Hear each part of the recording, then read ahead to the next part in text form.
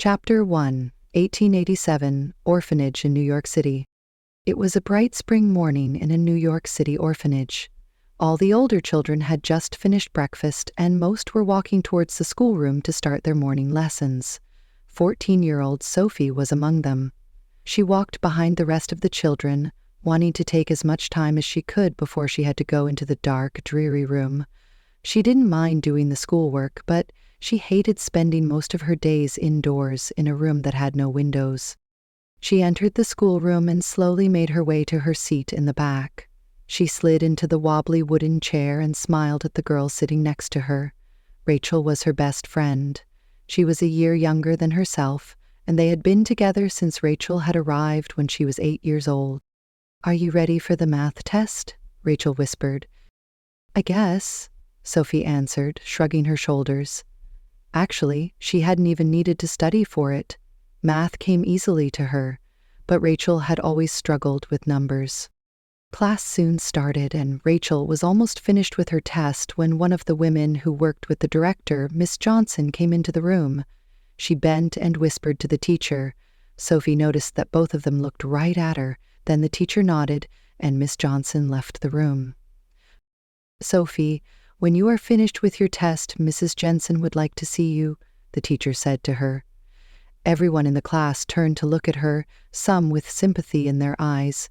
It was common knowledge that no one was sent to the director's office unless they were in trouble. Sophie's heart started to beat faster, and she tried to think of anything she might have done wrong. The only thing she could think of was when she had gone to the market with the cook the day before to purchase food. She had approached a horse that had been tied to a post just outside a general store. She had patted the horse on its neck without asking permission from its owner. The cook had yelled at her to stay away from strange animals and pulled her into the store. If Sophie had a weakness, it was horses. She absolutely loved them. Her greatest wish was to get a chance to ride one just one time, but she knew that dream would never come true, at least while she was living in the orphanage. Sophie nodded her head. "Yes, ma'am." She bent her head and quickly finished the last few problems of her math test. Luckily, they were very easy and she knew the answers. Otherwise, the extra stress of having to go to Mrs. Jensen's office could have made the test much more difficult. After she gave her test to the teacher and left the room, she walked as slowly as she could to the director's office. She was good at walking slowly. Her thoughts turned to why she was living in the orphanage in the first place. She had been found on the streets by police when she was 3 years old, presumably lost from her family. The police hadn't been able to find her family, so they brought her to this orphanage to stay until they could locate them. At 3 years old, she only knew what her first name was. The style of the dress she had been wearing showed she wasn't from a poor family, but no one ever arrived to claim her. Sophie faintly remembered her mother had just given birth to a baby boy when she had gotten lost. As she grew older, she figured her parents preferred to have a boy and didn't want her anymore. Now she wished she knew why her parents had never tried to find her. Sometimes it was better to know the truth than to guess what might have happened. She stopped at a window that was located just outside Mrs. Jensen's office. She noticed 2 fine-looking horses pulling a fancy buggy past the orphanage. The horses were both jet black and almost pranced as they walked, as if they were proud to be pulling such a fancy buggy. She saw the bright blue sky and new leaves on the trees. She noticed that a nearby building had flowers blooming near its front door. She wished she could smell the flowers and see if she could identify what kind they were. She wished she could walk outside away from the orphanage and never return. "Sophie." She heard her name being called and turned around guiltily. Miss Johnson was standing just outside the office. "Yes, ma'am." "Mrs. Jensen is waiting." Miss Johnson's voice was very patronizing as she pointed to the office. Sophie had always felt Miss Johnson had never liked her. She was the type of woman who expected children to do exactly what they were told all the time. Sophie had heard rumors that Mrs. Jensen was going to be leaving the orphanage soon. If that happened, Miss Johnson would be the one who would take over, and that was the last thing Sophie wanted to happen. Sophie walked into the office. She was surprised to see a man seated in the room with Mrs. Jensen. He didn't look familiar to her. Maybe he was the one who owned the horse she had petted. Was it really such a bad thing to pet someone else's horse? "Sit down," Mrs. Jensen instructed after greeting her. "You may leave, Miss Johnson, and please shut the door." Sophie did her best to keep from smiling when the woman huffed and left the room, almost slamming the door behind her. She knew Miss Johnson always wanted to be involved in everything. "Sophie, this is Mr. Wilson. He is employed with a couple who own a girls' home in North Carolina," Mrs. Jensen said, introducing the strange man. "It's nice to meet you," Sophie said to him. She felt relieved to know that it wasn't the man who owned the horse. "It's my pleasure," Mr. Wilson said with a twinkle in his eyes. Sophie studied him from the corner of her eye, but she liked him immediately. He was a tall, thin man and was almost totally bald, but he had kind eyes and a ready smile. "I'll let Mr. Wilson explain why he is here," Mrs. Jensen said with a smile. Mr. Wilson cleared his throat. "I am employed by a Mr. and Mrs. Davis. They own and operate a girls' home in Jacksonville, North Carolina. They take in orphan girls who need a second chance. I am here in New York with my wife, who is the housekeeper for the Davises. We are here visiting our oldest son. The Davises have an opening in their home and have asked me to search some of the orphanages here in New York for a girl who might like a chance to live with them. It's quite a nice place." Sophie felt confused. Why was he telling her all this? "Mr. Wilson came this morning and asked if I was willing to let one of our orphans go with him. Of course, there are many girls who would benefit from living in this home, but I immediately thought of you," Mrs. Jensen told her. "You mean you want me to come with you to North Carolina?" Sophie asked. "We are giving you the opportunity, yes," Mr. Wilson replied. "I do want to let you know that you will be taught many skills while living in what is known as Mary's home." "What kind of skills?" Sophie asked. "Skills like cooking, baking, growing vegetables, learning how to clean, do laundry. Skills that you could use to get a job when you are grown to support yourself. Skills that you can use when you marry. Is Mary's home like an orphanage?" What she really wanted to know was if it was located in a big, ugly, dark building. Mr. Wilson shook his head. "Mary's home is run like a home, not an orphanage, although there are 9 other girls who live there. There are beautiful gardens and plenty of land to enjoy if you like the outdoors. Mr. Davis raises horses for—" Sophie jerked her head up. "Horses?" "Sophie loves horses," Mrs. Jensen explained to Mr. Wilson with a smile. "Yes, horses, although Mr. and Mrs. Davis do not expect the girls to learn how to ride or care for the horses unless they wish to," Mr. Wilson explained. "But if I wanted to, I could?" Sophie asked eagerly. "I'm sure we can work something out," Mr. Wilson said with a smile. Sophie closed her eyes, trying to think. Was she dreaming? A man who wasn't even from New York just happened to come to the orphanage she lived in search for a girl that he could bring back to North Carolina to live in a girl's home, a home that actually had horses. She wanted to immediately say yes, but then she thought of Rachel. "What about Rachel?" Sophie asked Mrs. Jensen. Mr. Wilson frowned and looked at Mrs. Jensen. "Who is Rachel?" "Rachel and Sophie are good friends," Mrs. Jensen explained to Mr. Wilson. She turned to Sophie. "I'm afraid that Rachel will need to stay here."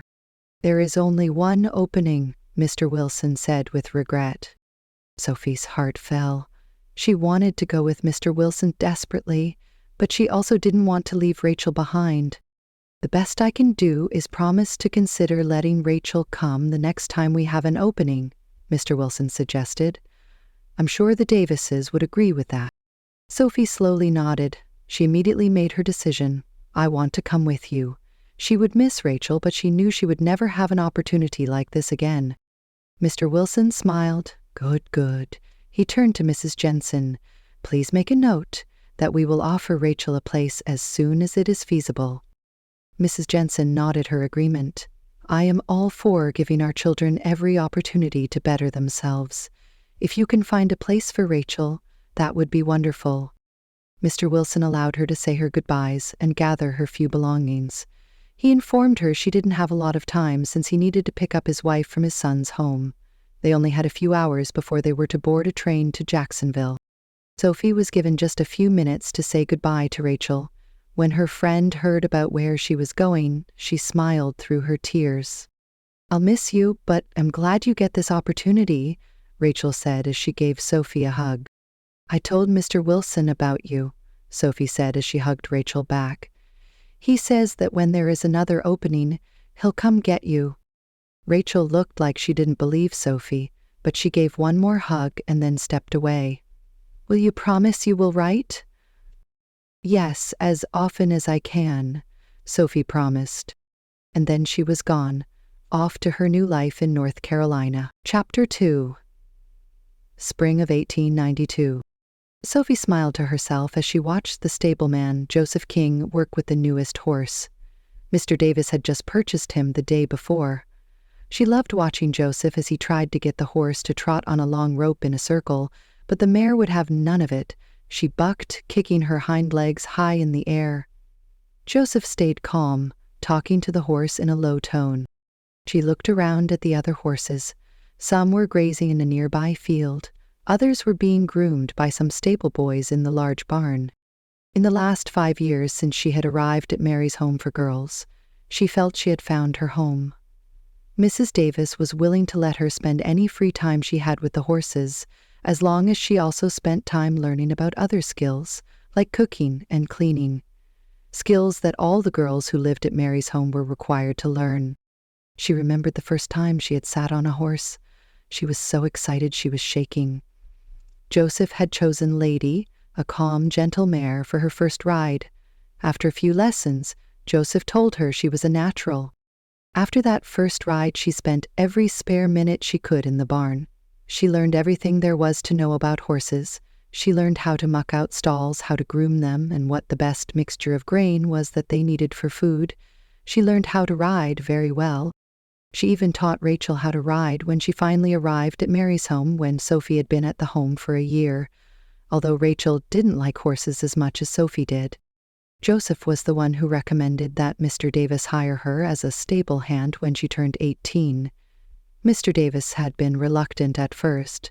After all, in his social circles, women usually didn't care for horses, and they definitely didn't have a job working with them. But a man had quit his job and they needed another worker. Mr. Davis finally agreed to give Sophie a chance. Sophie did more than her job required of her. She didn't want to give Mr. Davis any reason to change his mind about hiring her. Now that she was 19 years old, she had been working in the stables for a little over a year and didn't think she could ever do anything else. She turned her attention back to Joseph. She loved watching him work. In fact, everything she had learned about horses, she learned from Joseph. He had become one of her best friends, and if she was honest with herself, he was like a father to her. Joseph had a story all of his own as to why he was employed at Mary's home for girls. He had grown up on a plantation in a nearby city, working as a slave for a very prestigious man. When he was in his mid-20s, he was given a woman to marry. They had 2 young sons when the Civil War broke out. A few months into the Civil War, his owner sold his wife and 2 sons out of spite, his way of showing the Union he could still do what he wanted with the people he owned. Joseph never saw his family again. In fact, Joseph refused to say the names of his wife or sons out loud because of his intense grief. After the war was over, Mr. Davis's father hired Joseph to care for his horses. Joseph had a good reputation as a worker and was given a salary and a small home to live in that was located near the stables. Now, almost 30 years later, Joseph was starting to think about retiring. "It's time for a younger man to do this job," he told Sophie one morning. Sophie couldn't picture Mary's home without Joseph, and she hoped he wouldn't retire anytime soon. "Would you like to help?" Joseph called to her. She grinned. "Sure." She slipped through the wooden fence easily in her boy's pants and shirt. Mrs. Davis hadn't been too thrilled when Sophie started to wear pants a few years ago, but she was able to convince Mrs. Davis that it was easier to work with the horses if she wasn't in skirts. Mrs. Davis finally agreed. as long as Sophie changed into a dress when she was done working each day. Sophie followed Joseph's instructions, and soon they both had the horse calm and under control, although she still pranced every once in a while. "You're a pretty lady, aren't you?" Sophie asked as she stroked the mare's head. She held a sugar cube in the palm of her hand. The mare sniffed the cube and backed up a bit, then she gave in and ate the treat. "Sugar always does the trick, doesn't it?" She grinned at Joseph. "I think we've done enough training with this horse for now," Joseph informed her. "Let's let her have some time in the fields with the other horses." Sophie nodded and led the horse into a nearby field. The mare took off running to a corner as soon as she was freed. "I'm going to finish cleaning out those empty stalls," Sophie told Joseph, who nodded his head in agreement. "When that's done, go ahead and get some lunch," Joseph called to her as he pulled a saddle off a shelf for another horse. Sophie moved into the cool barn. She could smell the familiar scent of manure and leather. She started her chores, not even needing to think about what she was doing. Her thoughts strayed to the letter she had received from Clara just the day before, a girl who had lived at Mary's home. Clara had answered an ad to be a mail-order bride about a year ago.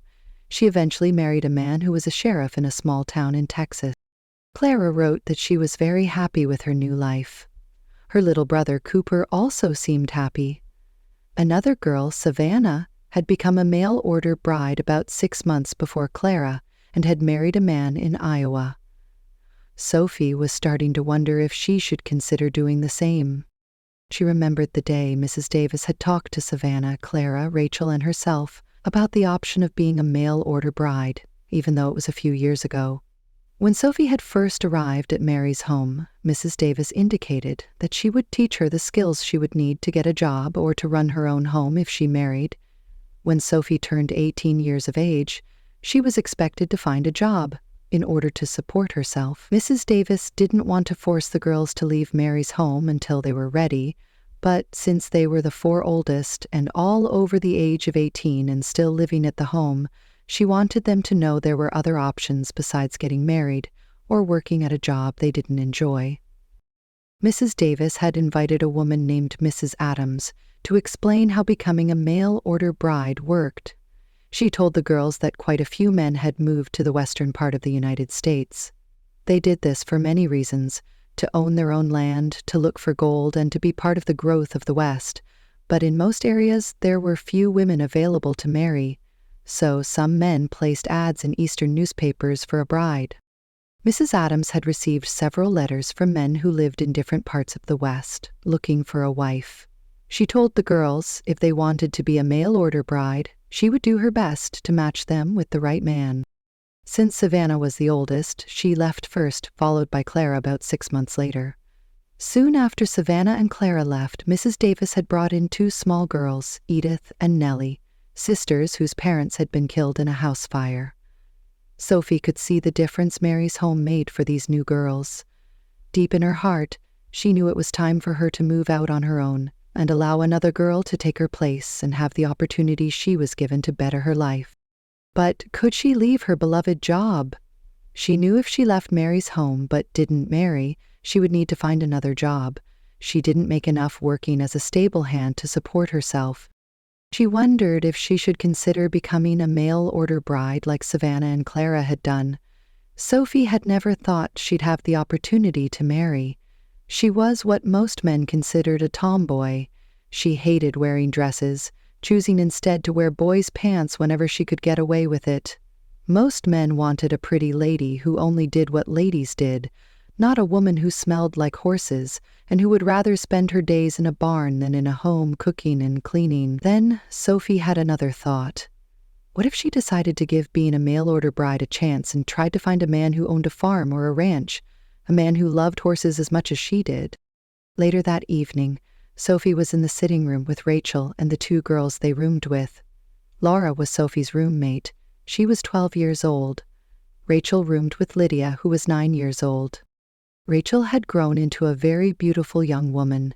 She had blonde hair and blue eyes, a direct contrast to Sophie's brown hair and hazel eyes. Rachel loved to arrange her hair in the latest fashion, while Sophie was content to braid her hair and let it hang down her back. Rachel loved to sew and spent all of her free time making beautiful embroidery pictures. Sophie liked how Mrs. Davis had set up the roommates. All the older girls were matched with a younger girl. The older girls were expected to help care for their roommate like a sister. Because of this, close bonds were formed between all the girls. Sophie knew if she left, a younger girl would take her place and Laura would become the older sister. "Did you read your letter from Clara?" Rachel asked Sophie. "Yes, she sounds happy," Sophie commented. Laura enjoyed knitting, and Sophie was helping Laura roll a blue skein of wool yarn into a ball. "I could never be a mail-order bride," Rachel said decisively. "It would be scary traveling to a faraway place to marry someone I didn't know." Sophie stayed silent as she exchanged glances with Laura. She wondered what Rachel would say if Sophie admitted that she was actually thinking about the option. "I think it sounds romantic," Laura said with a grin. "You wouldn't have to worry about being courted," Lydia commented. "The man has to marry you regardless of all your flaws or what you look like." "What do you think, Sophie?" Rachel asked. "I bet you would never consider being a mail-order bride. You'd have to leave your horses. You'd have to be a lady." "Not if I find someone who owns a farm or ranch and who doesn't care about marrying a lady," Sophie retorted. Rachel's eyes widened. "What do you mean?" "I'm just thinking if I can find a man who'd accept me for who I am, I'd marry him, even if it meant traveling west." As Sophie spoke, she accidentally dropped the ball of yarn and stood up to chase after it. "Are you actually thinking about it?" Rachel asked, as if she couldn't believe what she was hearing. "Yes, I am," Sophie confessed. "I can't stay here forever, you know that. I think it would be better if I could actually choose a man to marry instead of having to settle with whoever might want me from North Carolina." "There aren't many men here who want to marry an orphan," Lydia commented, repeating what Sophie knew she had heard many times among all the girls who lived at Mary's home. "And even if there was a man, he'd want me to dress and act a certain way," Sophie continued. "When did you decide this?" Rachel asked. "When Clara left, I thought you said you'd never do what she did." "I know I said that, but I have changed my mind. I'm thinking it won't hurt to at least see if Mrs. Adams knows of any men who'd be willing to marry me, but let me be who I am at the same time." "What if she can't find anyone?" Laura asked. "Then I guess I'll have to think of something else." She looked straight at Rachel. "You know that Mrs. Davis wouldn't ever kick us out, but we are both over 18. There are other girls who would enjoy living here, but they can't because we are still here. Mrs. Davis only wants to have 10 girls living here in Mary's home at one time." "I know what you mean," Rachel said sadly. "When I see how well Edith and Sally are doing, I know I need to think about another option besides living here." "You want to leave?" Lydia screeched at Rachel's words. "I don't want you to go." She looked like she was going to break down in tears. "I don't want to leave, Lydia," Rachel corrected her. "And anyway, I'm just thinking about it. I do know I refuse to be a mail-order bride." "What about Michael?" Sophie asked, talking about a man who Rachel had been seeing sporadically. Rachel just shook her head. "Michael is engaged to Charlotte," Lydia confided. "Lydia, you need to learn to keep things to yourself," Rachel complained with a frown. "What happened?" Sophie asked her friend with concern. She knew Rachel had really liked Michael and had been hoping for her friendship with the man to eventually lead to marriage. "His mother wants him to marry someone more," Rachel hesitated. "I understand," Sophie said softly when Rachel didn't finish her sentence. Even though Mary's Home for Girls was located in a very prestigious part of Jacksonville, and Mr. and Mrs. Davis owned the home and quite a bit of land that surrounded it, most parents didn't like their children associating with any of them, let alone dating or marrying them. "I'm going to go visit Mrs. Adams in the morning," Sophie announced, instantly making her decision. "Maybe I can find a man who has horses and is willing to accept me for who I am." "When I turn 18, am I going to have to be a mail-order bride?" Lydia asked with a little fear in her eyes. "No, Lydia," Sophie grinned. "Why do you think that?" Well, Savannah and Clara have left to become a bride, and now you want to. Maybe I'll have to too. Don't worry about it right now, Rachel told Lydia. You have years before you need to think about leaving.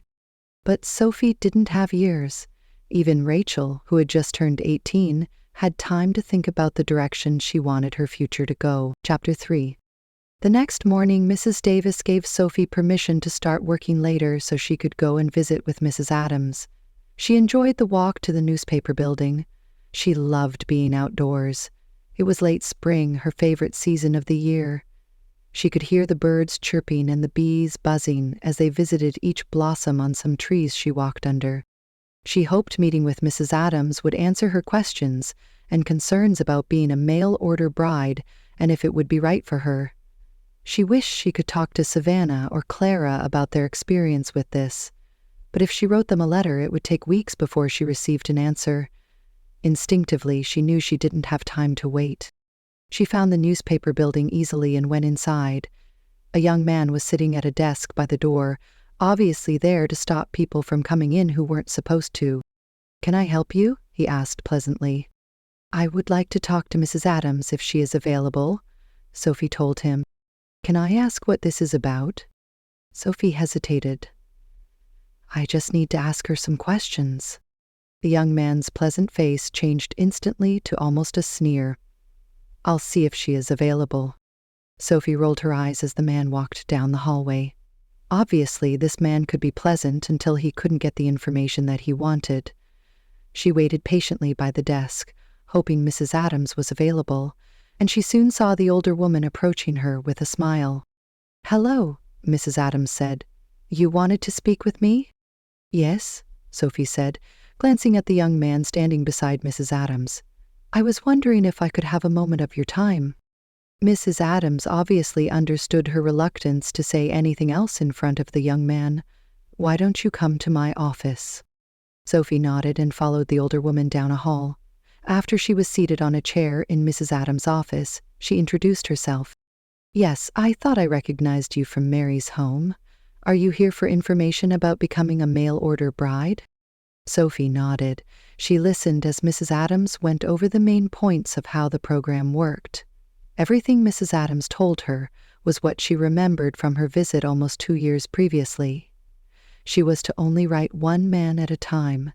She was to write at least 3 letters to the man before agreeing to marriage. She could change her mind at any time, but she was to write one last letter to politely let the man know. "Would you like to proceed?" Mrs. Adams asked. When Sophie nodded again, she continued, "Can you tell me what you are looking for in a husband?" Sophie swallowed. "I just want to marry someone who owns a farm or ranch. I love horses. I want to be able to continue being around them and work with them." Mrs. Adams smiled at her and waited for her to continue her list of requirements. When Sophie didn't say anything else, she frowned slightly. "That's it?" "Yes, I just want someone who is okay with me being around horses. A tomboy, not a lady. Let me look through this stack of letters and see if there is anything that might fit your requirements," Mrs. Adams said as she placed a stack of papers in front of her. Sophie sat quietly while Mrs. Adams glanced through each one. After reading it, she put that letter aside and read another. Soon, there were only a few letters left in front of her. Sophie's heart dropped. Maybe this wasn't a good idea. Even Mrs. Adams couldn't find a letter written by a man who would want a wife who loved horses. "Here it is," Mrs. Adams suddenly exclaimed with a smile. "I knew I had read a letter just the other day from a man who lives in Montana." She quickly read through it and then handed it to Sophie. "This man owns a large horse and cattle ranch in Montana with his brother. He raises cattle and trains horses to pull wagons and work with cattle." Sophie clutched the letter Mrs. Adams gave her. She suddenly felt very scared and nervous. She felt that this letter might change her entire life. Mrs. Adams rose from her desk. "Let you have some privacy to read through it. Usually I give the girls at least 3 letters to read through, but I think this one might be the one for you." Sophie waited until Mrs. Adams left. Then she started to read. "Dear Miss, my name is Zach Morton. I live with my brother in Deer Creek, Montana. We own a small ranch and raise cattle and horses. I am looking for a woman who would be willing to travel to Montana and share my life. She would have to be willing to help around our ranch and like horses. I have never married and would prefer a woman who has also never been married. Please write if you are interested. Zach Morton. Sophie smiled. Here was proof that there was at least one man out there who didn't mind if his wife wanted to work with horses. What she was puzzled about was how she felt when she read the letter. Was it possible to feel a connection to a man she had never even met? Maybe she was getting caught up in the romance of it all. She reminded herself that just because she had a letter from a man she could write to didn't mean it would lead to marriage. A few minutes later, Mrs. Adams returned. She smiled when Sophie told her she wanted to write to Zach.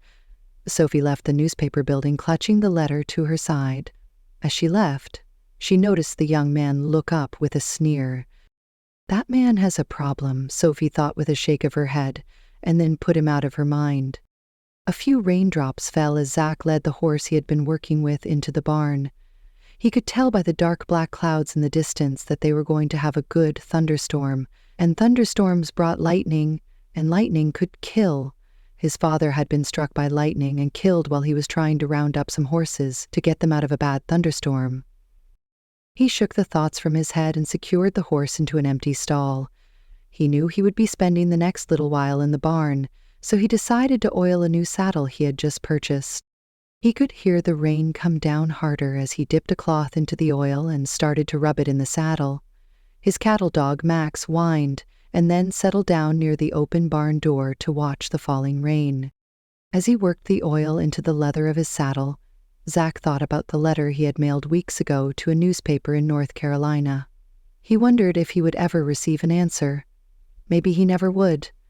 He had chosen North Carolina because that was the state his housekeeper Edna had been born in, and she had suggested it when he told her his plans to find a wife through an ad. He smiled to himself as he thought of his housekeeper. She had been with his family ever since his father and his mother had left Missouri and came to Montana, taking advantage of the Homesteading Act to get their own land. His parents had eaten in a restaurant just before they left with the wagon train. Edna had been the cook, and his father had been livid when he saw how Edna had been treated by the owner because she was black. His father pulled Edna aside and offered her a job as a housekeeper, even though he wouldn't be able to pay her much. She quit her job on the spot and left with his parents. This happened a few years after the Civil War ended. Zach and his brother Tyler had been born on their Montana land. His mother died a few years later, giving birth to a girl who also didn't make it. Edna helped finish raising he and Tyler. Then his father died. He shook his head again. The last thing he wanted to do was think about his father's death, a death that could have been avoided. After the death, Zach and Tyler split the land his father had worked so hard to develop. Tyler wanted to raise cattle and Zach wanted to raise horses, so it worked out for both of them. Tyler married soon after to a local woman named Dora, and they were now expecting a baby. Edna had decided to continue her housekeeping duties with Zach, saying that someone needed to take care of him, and since Tyler had Dora, Zach needed her more.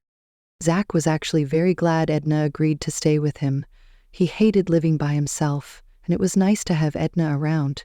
Plus, she always made sure he had a good meal after a hard day's work, and she kept the ranch house spotless.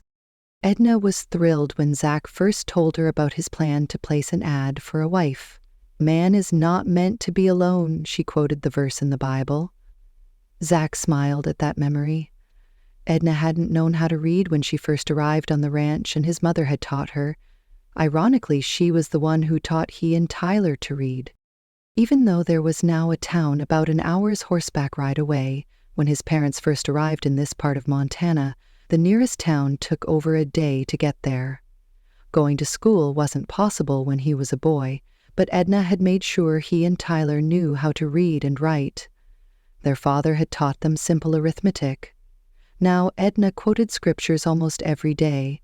If something happened and Edna could think up a scripture to help things along, she would quote it. Zach dipped his cloth into the oil again. He loved oiling saddles. It was a job that calmed him, and he felt the beat of his heart slow to its normal rhythm. He hated thunderstorms, but he knew they were needed. They brought much-needed rain. He knew Edna was going to be thrilled that her vegetable garden was getting a good soaking. Suddenly, his dog barked a welcome as he heard a horse ride into his yard. He could tell by Max's friendly bark that it was Tyler. He set his cloth aside and walked to the entrance of the barn. "Are you nuts, riding in this weather?" he called to his brother. Tyler shrugged and swung down from the saddle. He led his horse into the barn and tied him to a post. "It started after I left town. I got here as soon as I could." "That's right, you went into town today," Zach commented. "Were you able to get everything you needed?" "Sure did, along with something that looked important." Tyler pulled an envelope out of his pocket. "This is addressed to you." "What's this about?" "It's from North Carolina." Zach accepted the letter and tucked it into his pocket without looking at it. He didn't want to tell Tyler about the ad he placed until he knew it was going to have the desired results. Even if this was a response from a young woman, that didn't mean she was going to want to come all the way to Montana to marry him. "Aren't you going to read it?" Tyler asked with a grin. "I'll read it later. Do you want to stay for dinner?" he asked, changing the subject. "I'm sure Edna would like to see you." Tyler nodded. Some of Edna's cooking sounds mighty good right about now. Zach grinned. He knew Tyler loved his wife very much, but she wasn't a very good cook. He could hear the rain letting up, the storm moving further across the sky. The threat of lightning was over. "Why don't you put your horse in a stall and meet me inside?" Zach suggested. He left the barn on a run to his house nearby, dodging the last of the raindrops from the storm, his dog following at his heels. When he entered his house, he picked up a towel to wipe his face and removed his hat and hung it on a hook for that purpose. Edna didn't like hats being worn in the house. "Boy, that was sure some storm," Edna commented as he entered the kitchen. "Something sure smells good," Zach said. "Tyler's here and wants to stay for dinner." "Of course he does." Edna smiled approvingly. "I need to get over to his house and give Dora a few cooking lessons." "I don't know if she wants them," Zach said. Dora seemed a bit timid around Edna, as if she had never been around a black person before. This didn't seem to faze Edna. "I'll go over tomorrow." Edna immediately made plans. Tyler came in and they soon sat down to a delicious meal of stew, warm bread, and apple cobbler for dessert. Zach talked with Tyler about an option of purchasing land from the man who owned it just west of them. He was planning on moving to California, and Tyler thought that he would give them a fair deal. They both agreed that buying the land would be a good idea, and they would plan to split it evenly between them. Tyler told Zach that he would go talk to the man early the next morning. Soon after they finished eating, Tyler left, wanting to get home before nightfall. Zach went out on his porch and pulled out his letter. There was little sunlight left, so he quickly read it before it became too dark. "Dear Zach, I just read your letter and am interested in writing and getting to know you. I will tell you a little bit about myself and will be as honest as possible. If you don't like what you read, please let me know and I will move on. I don't want to write a man who isn't going to like who I am." Zach smiled a bit at this first paragraph. This young woman didn't seem afraid to spell out exactly what she wanted. "I'm 19 years old and I live in a place called Mary's Home for Girls in Jacksonville, North Carolina. I don't have a family. I have a job working in the stables for the man who owns the home. I love my job. In fact, I chose your letter because you said you raise and train horses. If I married you, I would want you to let me help. I can cook and clean, but I prefer to be outdoors. I guess I should also let you know that I don't like to wear dresses unless I have to. If I don't hear from you, then I will know this isn't acceptable to you. But if you don't mind what I just wrote, I would like it if you would write back, Sophie." Zach was chuckling as he finished the last paragraph. He liked what he was reading. Most women he interacted with were coy and played games. They would say one thing and mean another. Sophie was definitely not like other women. He wanted to write her back immediately. He had no problem that she liked horses and didn't wear dresses, although he hoped if they married, she'd be willing to wear them when she went into the nearby town, Deer Creek, or to church. Life in Montana wasn't for the faint-hearted. Maybe, just maybe, he found the woman he would eventually marry. Chapter 4. "You got another letter," Laura sang when she saw Sophie one evening 2 months after Sophie had sent her first letter to Zach. Laura waved an envelope in front of Sophie's face, and her heart skipped a beat. She took the letter from Laura and slid it into the back pocket of her pants. Sophie and Zach had been writing all summer, and in his last letter, Zach had hinted he would ask her to marry him in his next letter if she wished. She knew this would be that letter. "Thanks for telling me." Sophie smiled at Laura's news. She went into the kitchen to grab something to eat. She had missed lunch because she was so busy helping Joseph train a horse. She picked up an apple and bit into it. "Aren't you going to read it?" Laura asked. She had been Sophie's biggest supporter throughout the entire process of becoming a mail-order bride. "I'll read it later," Sophie told Laura. "I know." Laura smiled knowingly. "You want to read it in private?" "Yes, I do," Sophie smiled at her roommate. "Will you tell me what he says?" "Of course, Laura." Sophie took her apple and went outside to sit on a bench on the porch. She was going to miss Laura if she left. When she left. Sophie slid open the envelope and pulled out the letter. A train ticket and some money fell out of the envelope onto her lap. She smiled to herself, instantly knowing that Zach was going to ask her to marry him. She opened the paper and read, "Dear Sophie, I have really enjoyed getting to know you these last few months. I think you will do fine on my ranch. I would like to officially ask you to marry me. I have included a train ticket that will take you to Billings, the nearest city to my ranch. From there you will need to take a stagecoach to Deer Creek, and I will pick you up from there. I will make arrangements for us to marry as soon as you arrive. I have also included some money for food. I am looking forward to your arrival. Yours truly, Zach." Sophie looked at the ticket and saw that it was for a train that would be scheduled to leave in less than a week. She put the letter, ticket, and money back into the envelope and took another bite out of her apple. As she chewed silently, she looked out over the gardens and yard of Mary's home. She loved living here, and she wished she could stay forever. She was going to miss her job, and Lady, the horse she enjoyed riding at the end of her work days, and Rachel and Laura. She was very grateful for the Davises and the home they provided her for the last 5 years, but now it was time to move on. She would also miss Mrs. Davis. She had accepted Sophie from the very first day. She did her best to treat all the girls who lived in Mary's home as her daughters, but Sophie knew there was always a line Mrs. Davis never crossed. She wanted the girls to be able to move on when they were old enough to live their own lives and not feel a large emotional attachment to her. Now Sophie was going to move on by accepting Zach's marriage proposal and live in Montana.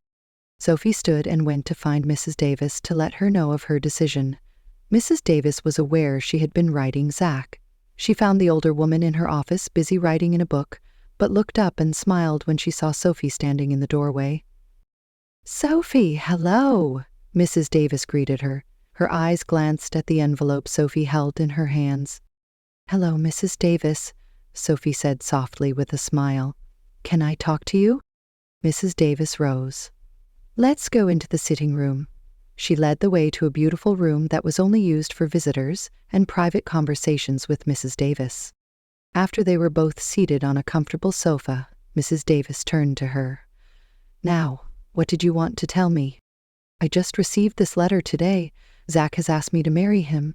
He included a ticket and some money for the trip. I have decided that I am going to go to Montana and marry him." "Are you sure this is what you want to do?" Mrs. Davis asked. "I know that Savannah and Clara made this decision, but I don't want you to think you have to leave and be a mail-order bride also. There are other options. You have always taught me to listen to my heart when I need to make a decision. I have done my best to do that. As I have exchanged letters with Zach this summer, I have also felt a peace that this is the right decision for me. I don't know exactly how all of this will work out, but I am going to trust my heart." Mrs. Davis smiled and slipped an arm around Sophie's shoulders. "I just want to make sure you really want to do this. Mr. Davis has been very pleased with your work with our horses. You have learned quite a bit from Joseph.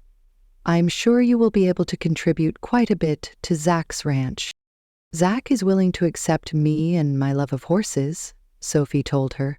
He even told me he didn't care if I didn't want to wear dresses, as long as I still wear them when I go to town or church. I am going to tell you what I told Savannah and Clara.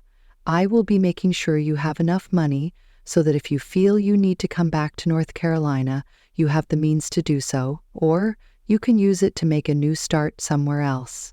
I don't want you to end up in a situation you have no control over. Sophie smiled at Mrs. Davis. Thank you. I will send the money back once I arrive and see all is well. Mrs. Davis gave her a hug. I will support your decision. I know it is natural that you want to leave us, to live your own life. I wish you luck in that new life. Sophie settled her head on Mrs. Davis's shoulder and sighed. She loved this woman like a mother and would greatly miss her, but she knew she was to move to Montana. After a moment she pulled away, wiping tears from her cheeks. I need to talk to Joseph and Laura, Sophie said with a smile. Thanks for all you and Mr. Davis have done for me. Later that evening, Sophie talked to Laura. The younger girl was sad Sophie would be leaving, but she was also excited for her, telling Sophie again that she was going to be a mail-order bride herself as soon as she was old enough. In Laura's eyes, the idea of picking a man to marry through letters was very romantic. The next morning, Sophie went to the stables to find Joseph. The older man was aware she had been writing someone, but he didn't know anything more than that. She found Joseph forking hay for some horses that were in their stables. Can I talk to you? Sophie asked him after they greeted each other. I have something to tell you. Joseph smiled at her and leaned against the stall wall. You look happy today. I received a letter from Zach yesterday. You know the man I have been writing who lives in Montana? Well, he asked me to travel to Montana to marry him, and I've decided to accept. Joseph looked at her with confusion. I just don't understand why you'd want to marry someone you haven't even met. But I can tell you are determined to do this, so I won't try to talk you out of it. Sophie smiled. Thanks, I guess. When do you leave? Friday morning. I'll miss you, Joseph said gruffly as he turned away and moved some straw around with his pitchfork. I'll miss you too. I have an idea. You had mentioned that you were getting ready to retire. Why don't you come with me? Sophie asked. What would I do once we got to Montana? Joseph asked her. Maybe Zach would be willing to hire you. In his second letter, he mentioned that he had a hard time finding good, honest help. One of his men had quit suddenly. I can't count on that. There are some men who don't want a colored person to work for them. Sophie shrugged. If he won't hire you, maybe there would be someone else who would want to hire you. Or you could just live on the ranch and help out. Sophie knew Mr. Davis had paid Joseph well enough that he probably didn't need to work anymore once he retired. Joseph had told her once that he saved most of the money he made. If he was careful, he probably had enough money to take care of his needs for the rest of his life. If I lived on Zach's ranch, I would want to work, or I would go somewhere else, Joseph said firmly. But, Sophie started to argue, but Joseph continued, I think I would like to go with you, though. I would like to travel and see the West, and I can make sure you arrive safe in Montana, and that this Zach will treat you well. Sophie smiled, feeling relieved that Joseph agreed to go. She had lost many people in her life who she cared about.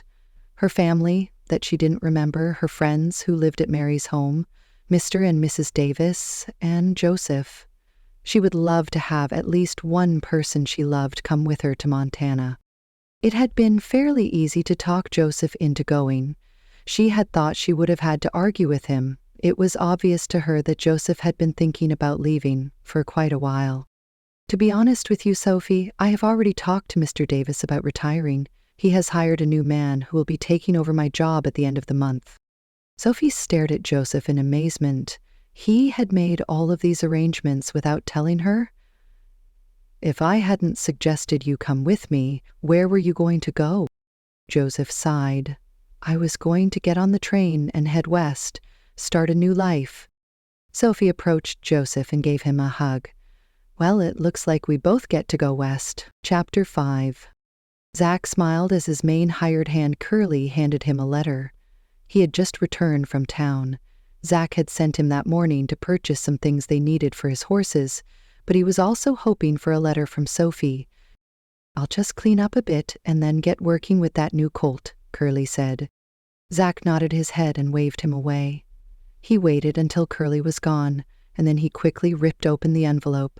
He smiled as he read Sophie's words that she would arrive as scheduled. He frowned a bit when he saw she was bringing a man with her who was hoping to be hired on at his ranch, but who would also be willing to move on if Zach didn't need him. He wasn't sure how he felt about Sophie bringing someone with her.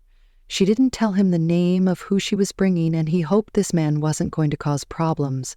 What if the man really wanted to marry Sophie and was traveling with her to convince her to marry him instead? He thought back over the letters she had written. The only men she had written about were the owner of the home she lived in, Mr. Davis, and Joseph, a man she worked with. Zach shook the thoughts out of his head. He had to think positive about this. Sophie wouldn't have agreed to travel all the way across the country just to marry someone else. He needed to trust her. He stuffed the envelope and its contents in his pocket and headed to the ranch house. He needed to let Edna know that Sophie would be arriving soon. He also knew it was time to tell Tyler what he had been up to the last few months.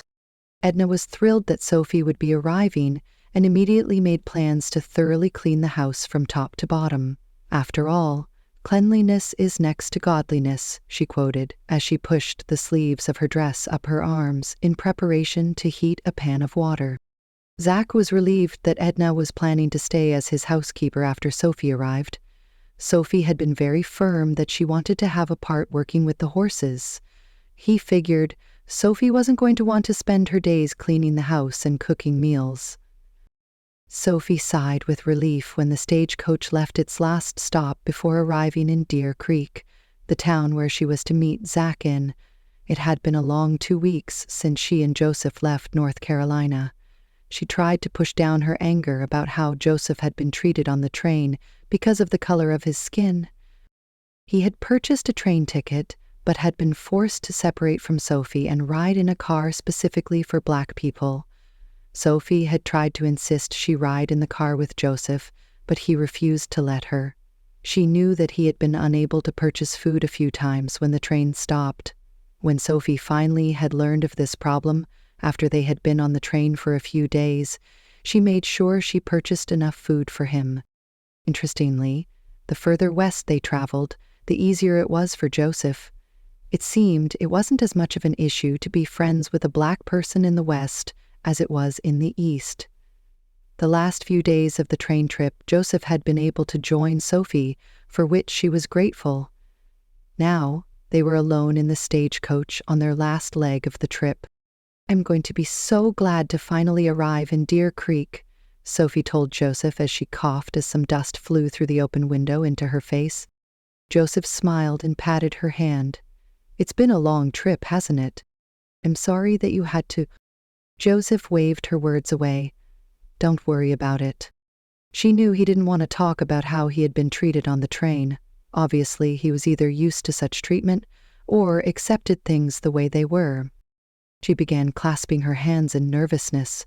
In only a few hours, she was going to be meeting Zach for the first time and would be marrying him shortly after that. Her whole life was going to change, and she hoped Zach was who he said he was. So many what-ifs had gone through her head ever since they arrived in Billings, Montana, that she felt she was going crazy. They traveled in silence for a while, and Sophie did her best to not groan every time the stagecoach's wheels rolled over a rut in the dirt road. Joseph started to talk, letting her know of his plans to continue on the stagecoach to the next town if Zach didn't wish to hire him. Evidently, he had done some research and had learned that he could take the stagecoach to a town some distance away and board another train. So he had decided he wanted to continue to California if Zach didn't need his help. She was glad he had made plans to continue on and didn't seem too worried about his future. But Sophie desperately hoped Zach would be willing to hire Joseph, at least temporarily. Sooner than Sophie had expected, the stagecoach arrived in Deer Creek. She grabbed her traveling bag and waited until Joseph opened the door and stepped out before getting out herself. A wave of heat hit her face, letting her know it was still very much summer in Montana. although it was cooler than it would have been in North Carolina. She looked around, wondering if she would know who Zach was when she first saw him. He had described himself in one of his letters as a tall cowboy with black hair. She noticed a man who was leaning against a weather-worn building, his cowboy hat shading his face, but she could tell he was looking right at her, and she thought she could see that he had black hair. She watched as he started to walk towards her. "Are you Sophie?" he drawled with a smile. Sophie started to nod as she looked at his face and noticed he was, in fact, very tall. He took his cowboy hat off and tucked it under his arm. His black hair was cut very short. He surprisingly had sky-blue eyes. "I'm Zach Morton," he introduced himself, as he glanced at Joseph standing protectively nearby. It's nice to meet you," Sophie stuttered and tried to smile. She wiped her hand on her skirt to make sure it was as clean as possible, then held it out for him to shake. When he grasped her hand with his, a tingle slowly spread up her arm and through her entire body. She gasped and pulled her hand back in confusion. "Did you have a good trip?" Zach asked as he dropped his hand to his side. He looked at Joseph with a question in his eyes. "It was very long." "I'm glad we are finally here," Sophie suddenly realized. Zach was wondering who Joseph was. "This is the man I told you I was bringing, Joseph King. He worked for the man who owned the girls' home I lived at. He's very good with horses, and—" She stopped as Joseph stepped forward and stuck out his hand. "I'm Joseph King. Sophie said you might be able to offer me a job. If not, then I am prepared to move on." He gestured to the waiting stagecoach. "Where would you go if I don't hire you?" Zach asked. "I'm thinking California," Joseph said with a shrug. Zach noticed that Sophie's face fell with Joseph's words. She definitely didn't want the man to move on. He wasn't expecting an older man to arrive with Sophie. He looked to be over 50 years old. "Joseph knows how to train—" Sophie started to talk, but stopped when Joseph placed a hand on her arm to silence her. Zach could tell Joseph wanted to get hired on his own merit, not Sophie's words, and his opinion of the man went up a notch. "I've spent the last 30 years training horses for Mr. Davis, and have spent most of my life around horses. I believe I could be of some help with your horses on your ranch, but if you don't need to hire me, or don't want to because I'm black, I'll just move on." Zach felt impressed with Joseph and how he was being upfront with him. "I don't have any problem with the color of your skin. My housekeeper is black. Why don't I hire you for 2 months and let's see if you will work out on my ranch and if you even like working with me. If it doesn't work out, you can choose to leave. No hard feelings," Zach suggested. He heard Sophie sigh in relief. "Sounds good to me." Joseph stuck out his hand to shake in agreement and then went to talk to the man who was driving the stagecoach. Zach watched as Joseph left, and then he turned to Sophie. "I've made arrangements that we meet with the town's preacher to be married as soon as possible. Then we can head to the ranch." Sophie nodded. "That will be fine." "Do you want to clean up a bit before the ceremony?" Zach asked. "Because I could make arrangements for you to clean up at the boarding house if you wish." Sophie shook her head. "I'm okay with just going ahead with the ceremony." She hadn't brought a dress to be married in and was wearing the only dress she had brought with her. She had planned to wear pants on the train, but soon realized she needed to be in a dress if she wanted to be treated with respect. So she had quickly changed after the first day of travel. She was feeling so nervous about the marriage ceremony anyway, and she just wanted to get it over with. Zach was a bit intimidating to her. He was the largest and tallest man she had ever seen. He definitely was dressed like a cowboy. She knew she would never want to anger him, but when he had shaken her hand, he had been gentle. Joseph joined them again, and between Joseph and Zach, her trunk and his bag were soon sitting beside them. Zach quickly made arrangements to have the luggage watched, and then led Sophie and Joseph down the street. Little was said as they walked. Sophie spent the time becoming familiar with the small town. She could see a general store and a tavern, along with what looked to be a boarding house. There were several small homes scattered along the street. In the end, she could see a schoolhouse and a small church. As they walked closer to the church, Sophie realized she hadn't seen Zach smile once since they had arrived. At the church, the preacher was waiting for him and his wife-to-be. The wedding soon began, and Sophie was so nervous she was amazed she repeated her part as she was supposed to, and later she admitted to herself she didn't remember very much about the ceremony, except she did wonder that when the preacher told Zach he could kiss the bride, was he really going to kiss her? As the vows ended, Zach had turned to her, keeping his blue eyes locked with her brown ones, and then bent to place a small kiss on her lips. Again, the tingle she had felt when they touched spread through her body to her heart. After they left the church, Zach quickly lifted her trunk and Joseph's bag into his wagon, and with Joseph's help, they were soon on their way towards his ranch and towards Sophie's new life. It took a little over an hour to get to Zach's ranch, and little was said on the trip. Joseph fell asleep while he was sitting and started to snore. Sophie had many questions, but she didn't know if she should ask them, and since Zach didn't talk, she decided it would be best if she stayed silent. Once they arrived at the ranch, Sophie spent some time looking around while Zach and Joseph took care of the wagon and horses. She liked what she saw. The ranch house was painted white, and she could tell that it had been lovingly taken care of. The windows sparkled in the sunlight, and there was a porch that wrapped around the entire house. There were a few chairs and benches on the porch that Sophie knew she would enjoy sitting in at the end of the day. She could see many fenced fields around the house and barn. The mountains nearby beckoned to her, and she knew she would want to explore them as soon as she had a chance. She could see a brown house in the distance and wondered whose it was. Did they have neighbors close by? There was a large plot of land that had been cleared where many rows of vegetables were growing. There was also a small bed of flowers near the house. Sophie noticed that Zach and Joseph had left the barn, and she followed them as Zach showed Joseph the bunkhouse where he'd be living. "I have 2 other men working for me at the moment," Zach told Joseph as he opened the door to a small room with a wood stove on one end and a row of bunk beds on the other end of the room. "They are out in the fields right now." Joseph nodded and placed his bag on an unmade bed. "This will be fine, sir. Go ahead and settle in. My housekeeper makes the meals just for the family, but you are welcome to join us tonight.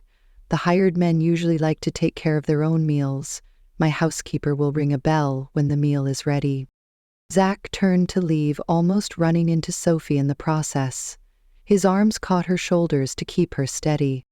"Sorry, I didn't see you there," Zach apologized, dropping his hands quickly to his side. "I just wanted to make sure Joseph was okay," she stammered, involuntarily rubbing her hands on her shoulders. There was that tingling again. "He's fine. He'll unpack and join us for dinner in a few hours. How about I show you around now?" Sophie nodded, smiling shyly. "I've been looking around. Your ranch is beautiful." Zach nodded again. "We like it here." "Where are your horses?" Sophie asked. "Most of them are in the field behind the barn, and some are in the barn." "I'd like to see them." For some reason, Zach suddenly felt reluctant to take her to see the horses right then. It seemed she was glad she married him for 2 reasons: a job for Joseph and his horses. She had hardly talked to him on the drive from town to his ranch. She had talked to Joseph until he fell asleep. "I can show you the horses tomorrow. Why don't I take you to the house and introduce you to my housekeeper? You can settle in." Sophie watched as he strode away from her, not even looking to see if she was following. Her heart dropped as she watched him walk away, and she wondered if she had said something to upset him. She slowly followed him, pausing as he hoisted her trunk on his shoulders that had been placed on the porch as if it weighed nothing. He opened the porch screen with one hand and strode through, leaving Sophie to follow if she wished. She followed him into a cool room that looked to be like a parlor or living room. There were 2 sofas and a couple of comfortable-looking chairs that were arranged around a large stoned fireplace. She could see a shelf that had about 10 books on it. She watched as Zach ran up a set of stairs and disappeared into a room at the top, and she made the instant decision to not follow him. At the moment, she didn't want to know what the room looked like that she would be sharing with Zach in just a few short hours. She heard a loud thump, and then Zach appeared, running down the stairs. "Come and meet Edna, Sophie," he said to her as he led her into a large kitchen. Sophie noticed a heavy-set black woman in the kitchen with her back to them. She was washing dishes, whistling to herself a song that was in her head. "Edna," Zach said, and the woman turned. When she saw Sophie, a big smile spread across her face. "So, you're finally here, child," Edna said in a big, booming voice.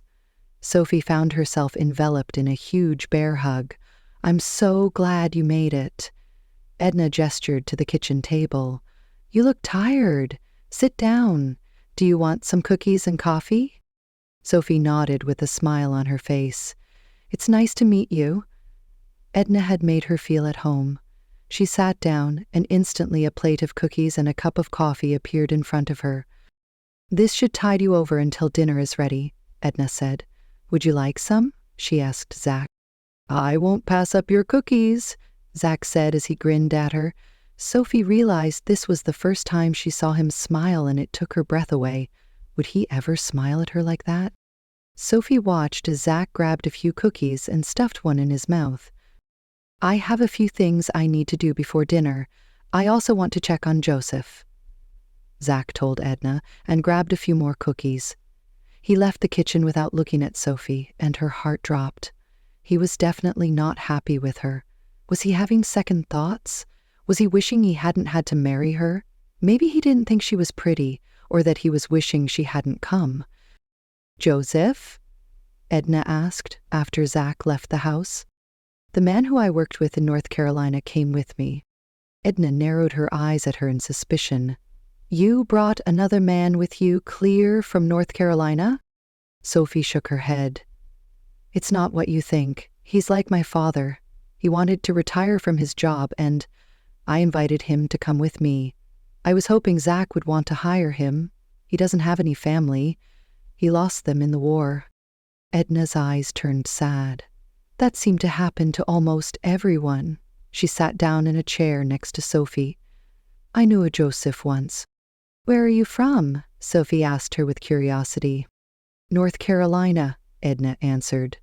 "I used to belong to a man who owned a plantation near Jacksonville." "How did you make it clear to Montana?"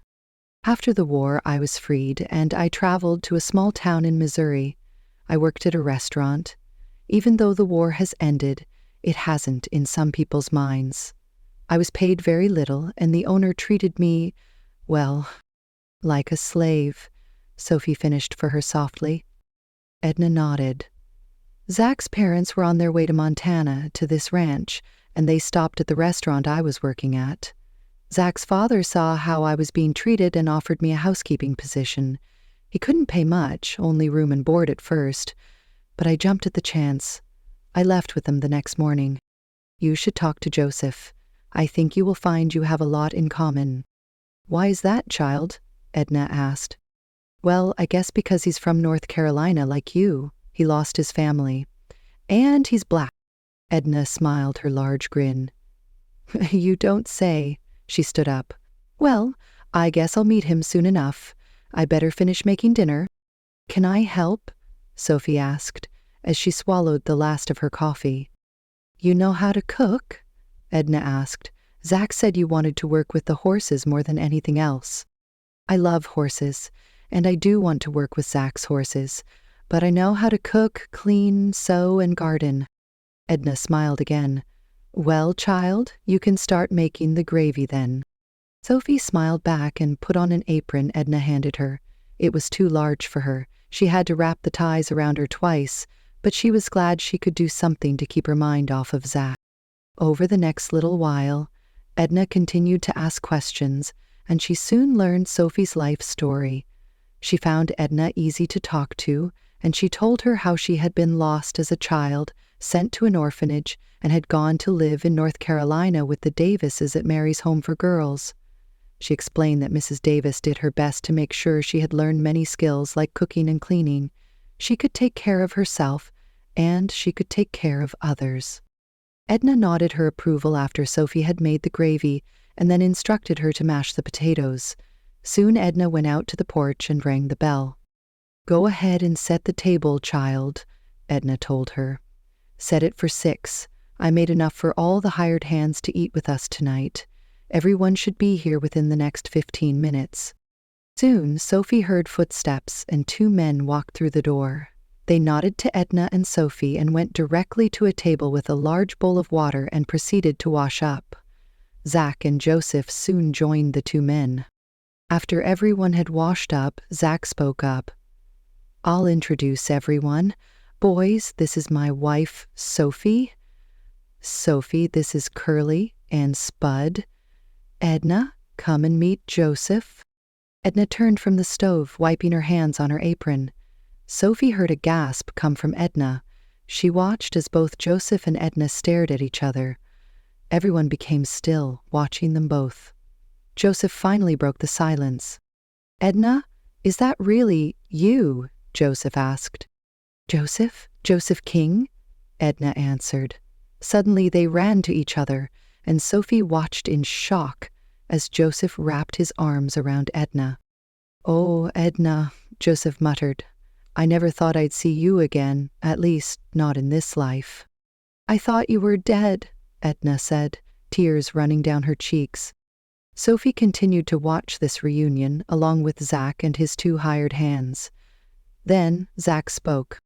"I take it you 2 know each other," he drawled. Edna laughed through her tears. "Yes, we do. This is my husband." "Husband?" Sophie asked in surprise. "Yes," Joseph answered, tears streaming down his cheeks. "We were married over 30 years ago." "What happened? Why were you separated?" Zach asked curiously. Edna broke away from Joseph. "Why don't we sit down to eat and maybe we can get this all straightened out?" Everyone quickly took their seats and Zach said a quick blessing on the food. After everyone filled their plates, Zach asked again, "So don't leave us in suspense. How did you 2 get separated?" "We both grew up on different plantations in North Carolina. The owner of the plantation I worked at told me I was supposed to marry Edna when I was 25. He bought her specifically to marry me." "I was only 18. I was so scared," Edna broke in. "I didn't know him at all. But after a few months, we fell in love with each other. We had 2 boys together." Edna looked down in her lap. Sophie noticed that Edna hadn't started to eat yet. "When the war first started, our owner sold Edna and our boys to other owners in another state out of defiance to the Union. He kept me because I was so good with his horses. I never saw Edna or our boys again," Joseph said and turned to Edna. "What happened to Will and Jim?" Edna shook her head. "They were separated from me too. I never knew what happened to them." Joseph sighed and leaned back in his chair. "They were so young. I was hoping at least you were able to stay with them." Edna shook her head again, sadness in her eyes. "I'm so sorry you both have had to go through this," Zach said to them. "I never thought writing to Sophie would bring your husband to you, Edna." "As they always say, it's a small world," Curly chimed into the conversation. Joseph reached his hand out to grasp Edna's hand. "Sophie has always been a blessing to me. I always knew she was good to have around." Everyone chuckled. Sophie was still feeling the shock of what had happened, but she was also very happy for Joseph. Everyone sat around the table long after the delicious meal Edna had prepared had been eaten and the leftovers had grown cold. Many questions were asked and answered. Zach informed Joseph he was welcome to stay with Edna in the house, but Joseph didn't immediately accept the offer. "I think me and Edna need to talk before any plans are made," Joseph told Zach, who nodded his understanding. "Why don't you and Edna go take a walk?" Sophie offered. "I can clean up the kitchen and do the dishes." Edna smiled at Sophie with delight. Joseph stood, and keeping Edna's hand in his, they both left the house together. After they left, it was silent around the table for a few moments. "Whoa!" Spud finally broke the silence. He stood along with Curly. "We'll go finish fixing that broken fence, boss." Soon Sophie was left alone with Zach. She immediately started to stand to start clearing the table, but Zach stopped her. "I guess I should thank you for bringing Joseph with you," Zach told her. "I've always known Edna was separated from her family somehow. I know she thought they were all dead. I didn't know any details. She never wanted to talk about it. I'm sure her memories aren't good ones. Joseph never talked about it either, Sophie told Zach. He wouldn't even tell me his wife's and son's names. He told me his story once, a few years ago. I think it was on their wedding anniversary. He was very sad that day, and he told me what had happened. After the war, Mr. Davis hired him to be over his horses. Joseph knows quite a bit about breeding and training, although most of the training he's done is with racing. Everything I know, Joseph taught me. Zach nodded. Let me ask you something. Why did you come to Montana? Sophie was confused by Zach's question. To marry you. Zach looked at her with a closed expression. I'm glad you brought Joseph with you. Edna deserves happiness. I just hope you really did come to Montana for the right reasons. Sophie opened her mouth to respond, but Zach stood up, plucked his hat off a hook near the door, and put it on his head. He left the house without saying anything else. Sophie stayed in her chair. Why did Zach feel she had come to Montana for other reasons? Chapter 6. Later that evening, after Sophie finished the dishes, she stood in the kitchen, wondering what she should do next. What she wanted to do was head outside to see the horses, but something told her that she needed to wait for Zach. She could see that Edna more than kept up on the housework. There wasn't a speck of dust anywhere. The wood stove had been recently blackened, and the floor around it was swept clean. There were 2 closed doors. Sophie opened one of them and saw that it was a well-stocked pantry. She opened the second and found a small room that was most likely Edna's bedroom. There was a small bed with a colorful quilt on top and a short table beside the bed with a lantern. She quietly closed the door and decided to give herself a tour of the house. The living room opened up from the kitchen, and as suspected, it was just as clean as the kitchen was. Sophie went over to one of the windows, wondering where everyone was. She could see Joseph and Edna in the distance, walking slowly along a wooden fence. She smiled at the sight. She watched as Joseph tucked Edna's hand under his arm. She was very glad that Joseph had agreed to accompany her to Montana. Who would have thought he would find his wife in the same place where Sophie's husband lived? The wife he had been forced to separate from over 30 years ago? She turned away from the window and decided to go up the stairs. Maybe she could spend her time unpacking her things. When she reached the top, she saw 4 doors. As she peeked in each room, she could see they were all bedrooms. The first room was definitely the one Zach was using. She struggled with her feelings and the thought that she knew she would be expected to share his bed that night. She looked into the room across from Zach's and found her trunk on the floor at the foot of a bed which was made up with a colorful quilt similar to the one Sophie had seen on Edna's bed. Sophie slowly walked into the room and stared at her trunk. Was this Zach's way of telling her he had no desire to share a room with her? Why else would her trunk be sitting in this empty room? Sophie sighed, left the room, and quickly looked into the other 2 bedrooms. They were totally empty of any furniture or beds. She went back into the room where her trunk was and opened it. She started to unpack her belongings. She knew she should feel grateful that Zach was going to give her time to settle in before they shared a room, but she couldn't help but feel the disappointment that stabbed her heart. Zach finished milking the last cow and slapped its rump to move her back into her stall. He picked up the milk bucket and poured the milk into a larger container. They would be using some of the milk, and he knew Tyler would be sending someone from his house for the rest, since their milk cow was pregnant, and so she wasn't producing milk at the moment. He left the barn and noticed Edna walking along a fence with Joseph, and he smiled to himself. He was glad that his housekeeper found her husband. He had always felt bad for her that she didn't have any family. He could never understand why someone would feel it was his right to own human beings and would do whatever he wanted with the people who worked for him, including permanently separating families. He knew that Joseph had asked for a job on his ranch, but he had also talked about the possibility of continuing on to California.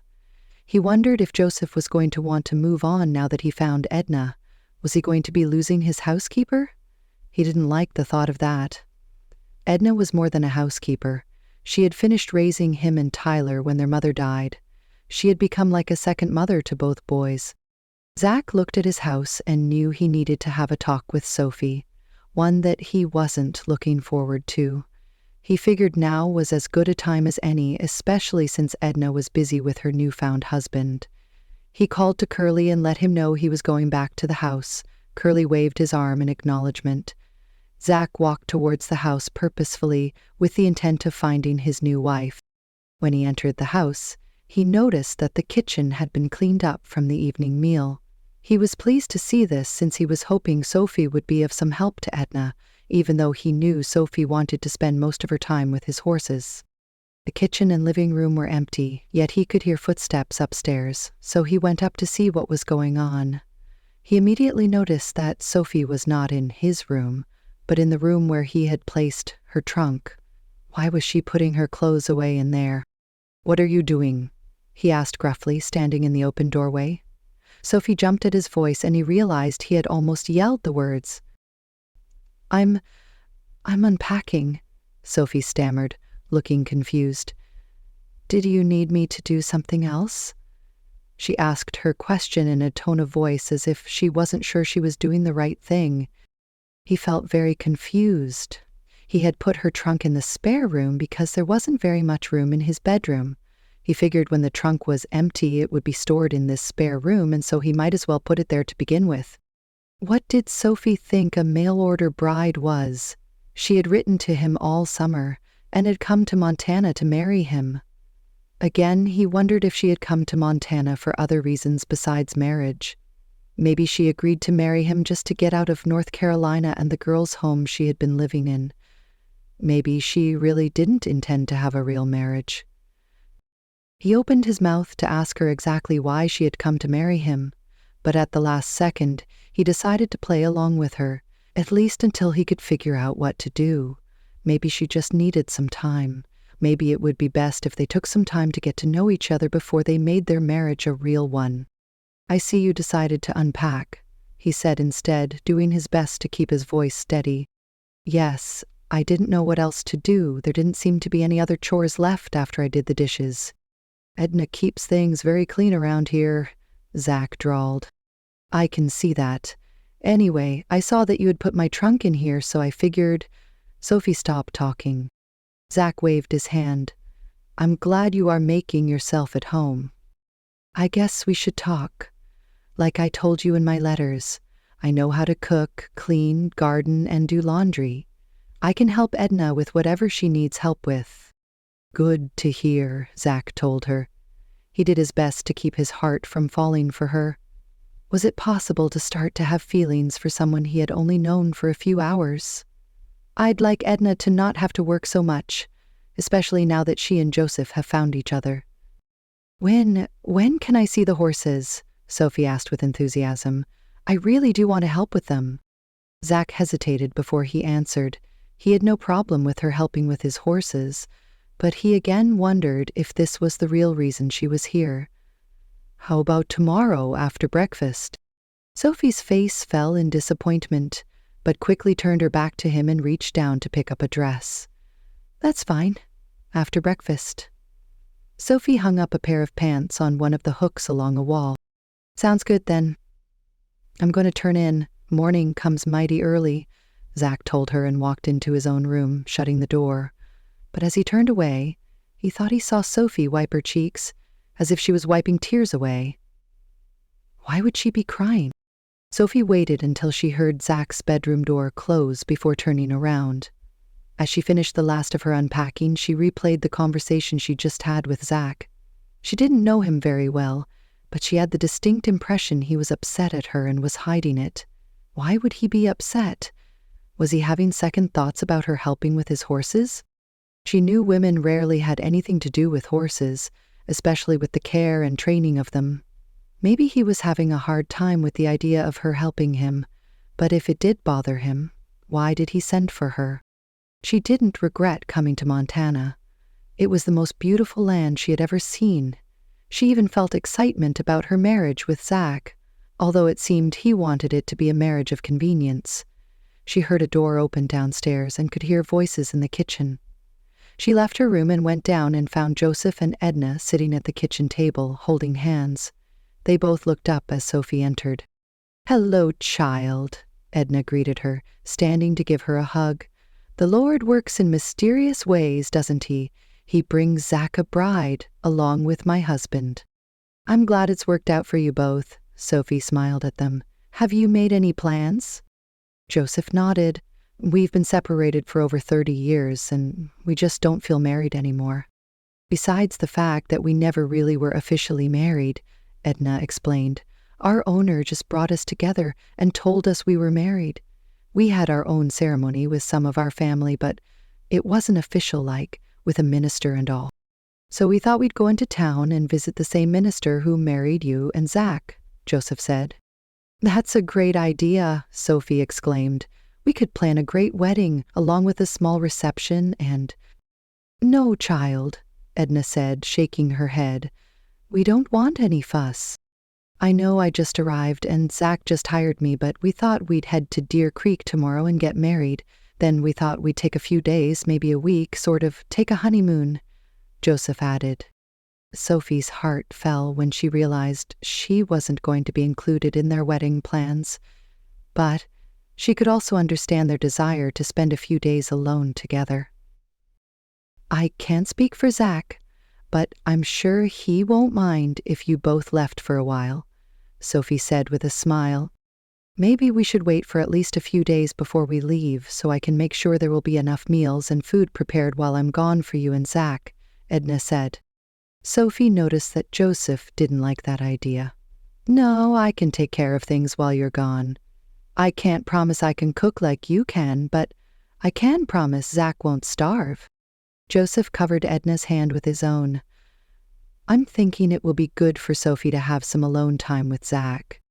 Edna thought for a moment and then nodded. "It's settled then." The three of them talked for a few more minutes. Edna let Sophie know what Zach's favorite meals were and where the food was kept. Sophie learned that there was not only a fully stocked pantry, but also a cold storage full of bottled food. There was a vegetable garden full of fresh produce ready to be picked. Soon, Edna went into her room, and Joseph headed to the bunkhouse for the night. Sophie felt a little disappointed that she was going to need to take over Edna's job for a week, but she also knew this was the least she could do for Joseph. She knew she wasn't going to be able to start helping Zach with his horses as soon as she wanted to, but she also wanted to do what she could for Joseph and Edna. She decided to retire for the night, promising herself she would start her new duties with a good breakfast. She wanted to prove to Edna she didn't need to worry about Sophie not being able to take over her responsibilities. The next morning found Sophie at the stove frying bacon. Edna was making biscuits. Zach was thrilled when he heard of Joseph and Edna's plans for renewing their marriage vows and then taking a week's vacation. At breakfast, Sophie was glad to see Zach enjoy the bacon and eggs she had prepared. She really wanted him to trust her that she could take over Edna's duties. "So I want to congratulate you both," Zach said to Joseph and Edna. "But I have to ask, can I count on you both to return?" "Of course," Edna said firmly. "We wouldn't." Joseph looked sternly at Zach. "I won't be taking Edna away from you. If you were serious about offering me a job?" Zach nodded his head. "Of course I was." "Then we will live here, although I might want to take Edna away for a few short trips now and then."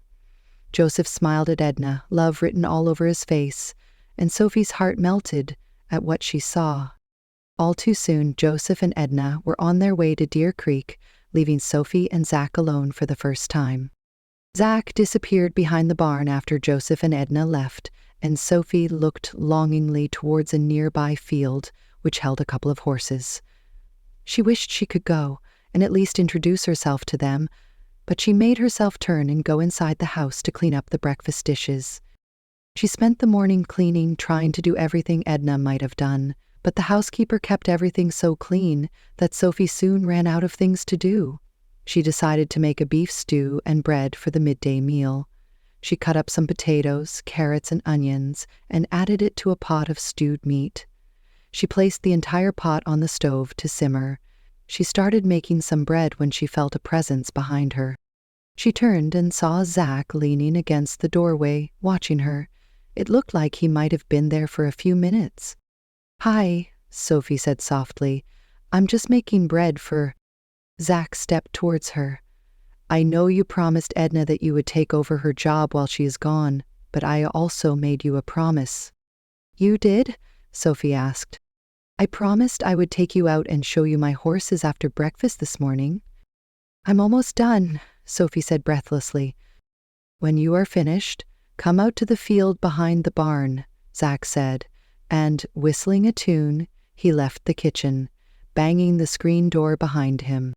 Sophie quickly formed the dough and covered it for the first rising. She washed her hands and removed her apron, doing her best to not run outside to the field. She was finally going to see Zach's horses. She thoroughly enjoyed the next few hours. Zach's horses were noticeably different from Mr. Davis's. They were larger, more muscular, and clearly bred for different purposes.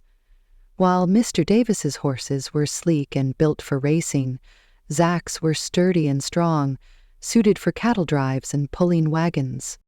But they were beautiful. All horses were beautiful to Sophie. There was one that was totally black, along with two that had various brown and black coats. One of them came right up to Zach and nuzzled his chest. "This is Beau," Zach told her. "He was the first horse I ever trained to work with cattle. He's getting older, and so I just use him to ride fences." Sophie had no idea what ride fences meant, but she nodded her head anyway and reached out to touch the horse's face. "Aren't you a handsome one?" The horse nickered and turned his attention to Sophie. Soon a few other horses joined Beau, each wanting attention. Sophie wanted to jump the fence and greet each one, but held herself back. When a butter-colored horse with a white mane approached them, Zach pointed to her. "This is Blossom. I thought I'd give her to you to ride." Sophie smiled at him in pleasure. She hadn't expected Zach to give her a horse of her own. "Really? Thank you so much." She slipped through the fence and held out her hand so Blossom could sniff it. "She's beautiful. I tried to train her to be a cattle horse, but she didn't take to it. She's a good range horse, though. You could ride her all day and she won't tire," Zach explained. "I'll take good care of her," Sophie promised. "Can I ride her now?" Zach agreed and led Sophie into the barn to show her where Blossom's saddle was kept. He saddled Beau and offered to give Sophie a tour of his ranch. Blossom was easy to handle. She had quite a bit of spirit in her, which Sophie liked. She was glad Zach had taken her at her word that she knew horses. Over the next few hours, Zach showed her most of his ranch. He explained how his family had gotten the land and expanded it. Sophie could see many cattle grazing in fields, and Zach told her that there were many more cattle in the mountains on their summer range to fatten up. Sophie learned that Zach's brother Tyler mainly took care of the cattle while Zach trained the horses. Zach helped with the cattle drive each fall, driving them to Billings for the market. Tyler sometimes helped with the horses when the colts were born, but he preferred to work with the cattle. Sophie wanted to meet his brother and was anxious to also get to know his wife, Dora. She learned that Dora was expecting their first child. When they finished the tour of the ranch, Sophie quickly took care of Blossom and then released her back into the field with the other horses. When she was done, she went into the house to finish the lunch preparations. Zach soon joined her and complimented her on the beef stew. He left after he finished his last bite, letting her know he was working with a yearling that afternoon. He didn't invite her to join him. Sophie spent the rest of the day in the house. She hated every minute of it. Edna kept up on the house cleaning and even the laundry was caught up. Sophie really didn't have anything to do. Zach joined her for dinner and then disappeared again until dark. That night, when Sophie had retired to her bed, she promised herself that she would join Zach with the horses the next day. She wasn't going to wait for him to invite her. Chapter 7. The next day after breakfast, Sophie went outside to look for Zach, but she couldn't see him, and she wondered if he had other jobs to do that morning. After asking Curly if he knew where Zach was, she learned he was riding fences, and she learned what that meant. Zach had taken a horse and was riding along the fenced fields, making sure there weren't any holes or openings for the horses or cattle to get through. If he found one, he would fix it. After Sophie found out the direction he went, she saddled Blossom and started after him. She wasn't sure if she was going to be welcomed by Zach, but she wanted him to know she was capable of helping. As she rode, she felt the stress leave her. She enjoyed hearing the birds sing. Every once in a while, she saw some small animals. She glanced at the nearby mountains again and hoped she would be able to ride to them in the near future. After about half an hour of riding, she could see him in the distance. He was sitting straight in his saddle, and she could see his proud facial features. His black cowboy hat shaded his face, and she watched as he took his hand and settled the hat more firmly on his head. His horse stopped, and he jumped off to examine a fence. Sophie quickly caught up to him, and he looked up as she approached. He didn't smile at her, and she wondered if finding him was a good idea, but then she dismissed the thought. They needed to get to know each other, and the best way for that to happen was to spend time together, even if it was mending fences. "Hi," she said to him. "What are you doing here?" he questioned her, ignoring her greeting. "I told you in my letters that I want to help around your ranch. I might not be strong enough to mend fences on my own, but I can help," Sophie said as she jumped off Blossom and left her standing next to Bo. "I thought you came to Montana because of my horses," Zach said to her as he picked up a shovel and started to dig a hole. "You can go ahead and saddle up the black horse in the field behind the barn. He needs to be ridden." "If I help you now, maybe we can work with the horses together later," Sophie offered. "Just tell me what to do." Zach looked at her as if wondering if she was serious. Sophie looked back squarely at him, even though she was tempted to look away. He shrugged and continued to dig his hole. "I also thought it might be nice to spend some time together," Sophie said. "I've been here for 2 days, and we've barely talked. Maybe now that Joseph and Edna are gone, we can take this time to get to know each other. After all, we are married." Zach paused in digging the hole. He leaned his arm on the top of the shovel. "Do you really want to spend time together? I'm starting to wonder if you came to Montana to get away from that children's home you lived in, and because I trained horses. I'll admit, I chose to answer your letter because you mentioned your horses, but I didn't have to leave North Carolina." Zach snorted and started to dig his hole again. "I enjoyed writing you. I wanted to come to Montana and marry you. If you really wanted to marry me, why are your belongings in the spare room?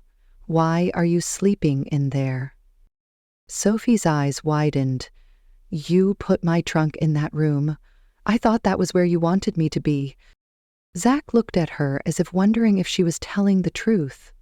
Again, Sophie looked straight at him, wanting him to see the truth in her eyes. Suddenly, he dropped the shovel and stepped towards her. Slowly, he placed both of his hands on her face and slowly pressed his lips to hers. Immediately, she was caught up in his kiss. The feelings she had felt when he had kissed her during their marriage ceremony came back in full force. She hadn't imagined them. She felt her soul was touching his. She wondered, did everyone feel this way when they kissed? Or was it something that happened only between her and Zach? When he broke away from her, he stepped back slightly. "So, are you ready to move into my room tonight?" Sophie suddenly felt shy, but she nodded her head. For the first time, Zach smiled at her, and she instantly knew she would do anything to have Zach smile at her all the time. "Come on, you can help me to fix this fence. Maybe you're right, we do need to spend time together, but I can't take many days off like Edna and Joseph did. I'm not expecting that. I know you own a ranch and can't just leave it whenever you want to. We can spend time together while we work together." Zach smiled again. He showed her the hole in the fence he was trying to fix and explained that he was digging a hole to put a post near the hole to close it up. Sophie helped the best that she could, and soon the hole was fixed and they were both on their horses riding along the fence, checking for other holes. Zach started to ask her questions about her childhood and why she had been in the orphanage in New York. When he heard of her story, of how she had somehow gotten lost and no one claimed her, he was amazed that such a thing could even happen. How did someone lose a child? Sophie told him of her years living in Mary's home for girls and how much she enjoyed being able to finish her growing up years there. It was where she learned how to care for and train horses, and became close to Joseph. At noon, Zach decided they had done enough for that day with the fences, and they returned to the ranch house. After lunch, Zach allowed Sophie to help him with the black horse. He named him Black, which Sophie did her best not to snicker at, and she decided she'd help him name the horses in the future. Zach explained to Sophie that he was training Black to be a cattle horse, and he showed her some of the drills he used. For the first time since she arrived in Montana, she was starting to feel like she had found her home. That evening, after doing the dishes, Zach left the house to check on the animals in the barn for the last time that evening. While he was gone, Sophie went up the stairs and quickly moved her clothing and belongings into Zach's room. She felt pleased when she realized Zach had cleared out a few drawers for her clothing. He really did want her to share his room and his bed. Zach opened his eyes and looked out of his bedroom window. He could still see the moon shining through and knew he still could get a few hours of sleep if he wasn't so wide awake. He tucked his hands beneath his head and leaned back, thinking about the events of the day before. He was glad Sophie had sought him out, even though at first he hadn't been pleased to see her. Talking with her had taught him that if this marriage was going to work, he needed to make sure they communicated instead of assuming he knew what Sophie was thinking. He turned his head and looked at Sophie, who was sound asleep beside him. He reached out and brushed some hair away from her face, and she stirred, then snuggled her face into her pillow.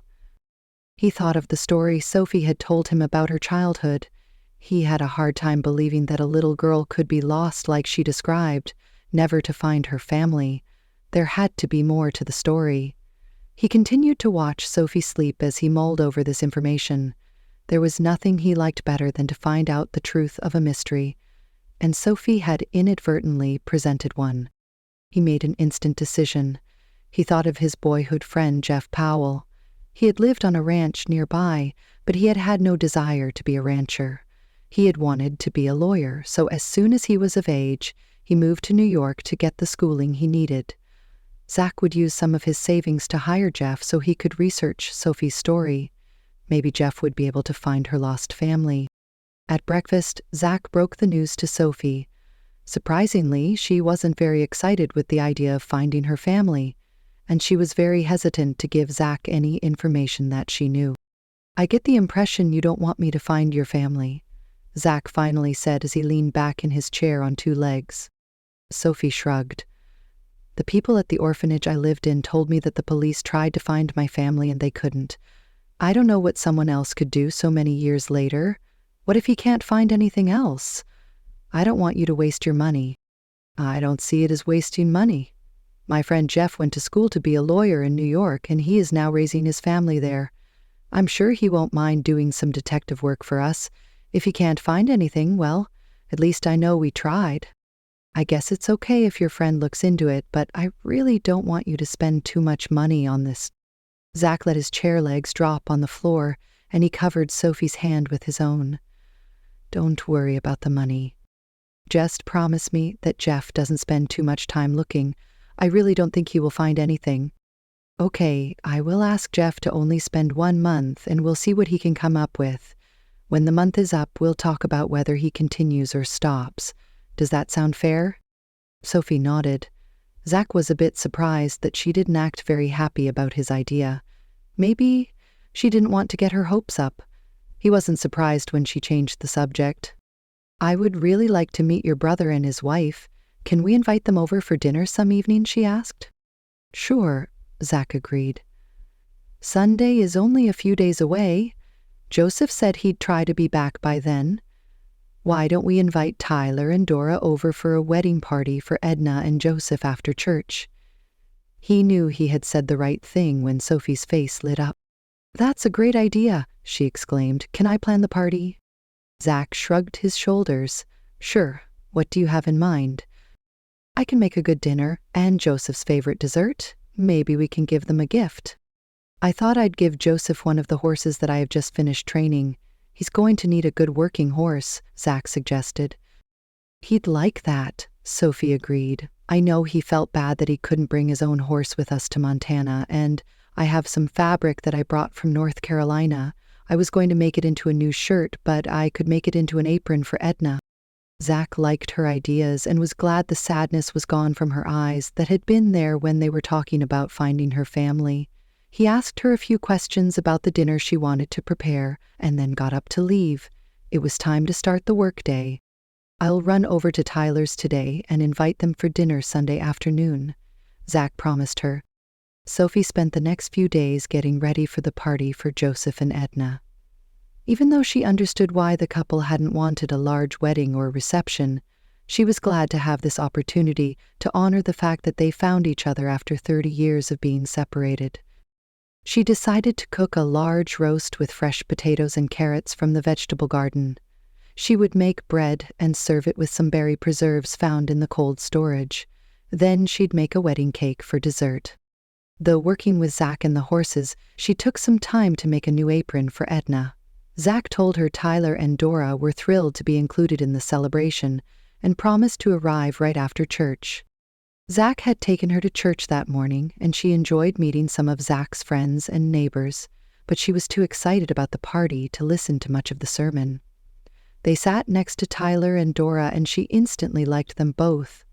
Tyler looked like a younger version of Zach, and Dora was a petite woman who looked very small next to her tall husband. After church, the stagecoach arrived with Joseph and Edna, and there was a happy reunion. Sophie was pleased with how happy Joseph looked, and Edna was very excited when she heard about the impromptu party for them. Back at the ranch, Dora helped with the finishing touches to the meal. Then the 6 of them enjoyed the delicious food Sophie had prepared. While they ate, Joseph and Edna told them about their trip. They didn't go far, just into Billings. They stayed with a friend of Edna's. They did a bit of sightseeing, but mostly they spent time getting to know each other again. After they each ate a slice of Sophie's delicious cake, Zach cleared his throat. "What about the gifts?" he asked Sophie with a grin. Sophie jumped to her feet. "Yes, just a moment." She ran out of the room and up the stairs. She very quickly was back in the kitchen and plopped the package in Edna's lap. "Oh, child, you've done so much for us already. You didn't need to give me anything," Edna exclaimed. "It's not much. Open it." Edna smiled as she slowly unwrapped the package. An apron fell into her lap. "Oh, it's beautiful." Edna held it up to show everyone. "Thank you. I have a gift too, for Joseph, but we have to go to the barn to get it," Zach said with a grin. Everyone followed Zach outside and into the barn. He led them to a stall where a beautiful sorrel horse stood. "This is Brownie. I'm giving him to you. He's been trained as a cattle horse, and he's a good horse for long riding." Sophie snickered. "I'd change the name if I were you, Brownie." She looked at Zach with a teasing grin. "What's wrong with Brownie as a name? That's the color of his coat." "I'll name him Davis." Joseph smiled at Sophie, who smiled back, letting him know she approved of the name. "Thank you, sir. I'm sure we'll work well together." That evening, after Tyler and Dora had gone to their home and Joseph and Edna had retired for the night, Sophie settled herself into Zach's arms. "Today was a perfect day," Sophie told her husband. "I think Joseph and Edna were pleased." "It was a great day," Zach agreed. "But now that the party is over, I have a question for you." Sophie rolled onto her stomach and looked directly at Zach. "Yes?" "I want to let you know that I am very glad you answered my letter," Zach told her. Sophie nodded, brushing some hair out of her eyes. "Things have worked out well, haven't they? I want to ask you." "Ask me what, Zach?" "What if we go to work and start our own family?" "I'd like that," Sophie agreed, and snuggled back down next to him. "Why don't we start tonight?" Chapter 8. 6 months later. Sophie paced from one window to the next, looking out into the blizzard that was swirling outside. Zach had left early that morning to make a trip to Deer Creek, and he hadn't returned. The blizzard started just an hour ago, and she desperately hoped he was still in town when it started. If he had still been there, she knew he would stay there until the blizzard blew over.